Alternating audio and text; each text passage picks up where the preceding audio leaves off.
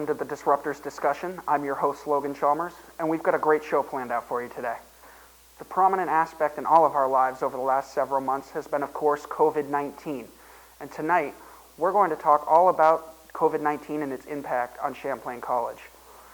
The topics we'll cover are how students are adjusting to Champlain with COVID, and activities and events at Champlain, as well as mask wearing and even getting tested. Champlain College has reopened for the fall semester, but students are still getting the hang of things. And here's our reporter, Mike Safee, to tell you a little bit more. Many students are attending their classes fully online at Champlain College, but the ones who are on campus must adhere to strict safety guidelines. The school requires masks be worn at all times while on campus, and classrooms have been revamped for social distancing. We assessed every square inch of every single building. How many people can we fit in these classrooms now if we use our 6-foot space? Move every single chair and table around to try and work out, this 24-person classroom, how many people can we now fit safely? Students and staff are also subject to COVID testing every week. Inside Perry Hall, they are given a rapid COVID test and receive their results within 2 days. Out of 8,031 tests so far, only 2 have been positive.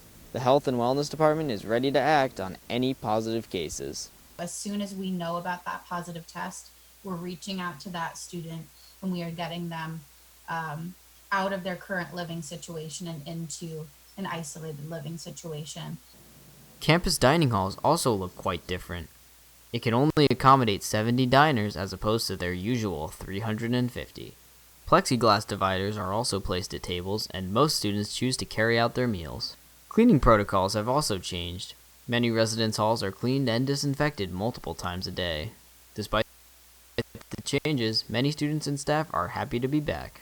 I feel comfortable coming to work. One thing I want to say is I really am just very impressed of how responsible students have been. I mean, our rates are extremely low. In Burlington, I'm Mike Safee. Champlain College, they'll continue to host in-person classes up until late November when they'll go back online before going to winter break. All right, we're going to take a commercial break. Coming up, we'll interview Champlain College junior Shay Kuna on his experience so far at the college this fall. We'll be right back.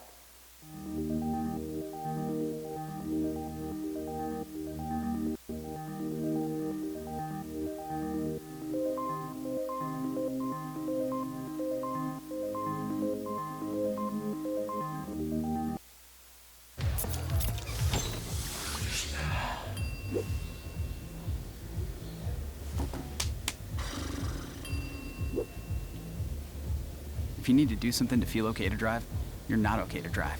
Don't drive buzzed. I want to eat apples and bananas. I need to eat apples and bananas.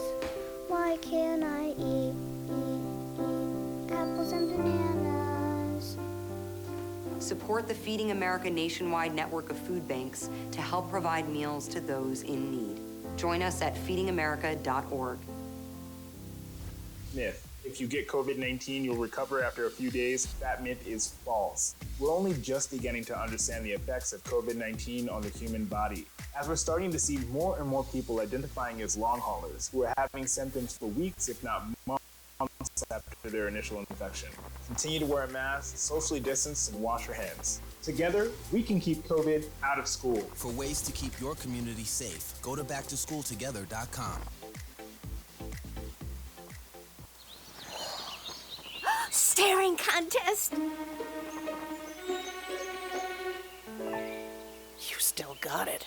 I know. Come alive with the forest. Visit discovertheforest.org to find a forest near you. Welcome back to Disruptors Discussion. I'm Logan Chalmers, and joining us now, Champlain College junior Shay Kuna, and he's here to share his experiences so far at Champlain College. Welcome, Shay. Thanks, Logan. Happy to be here.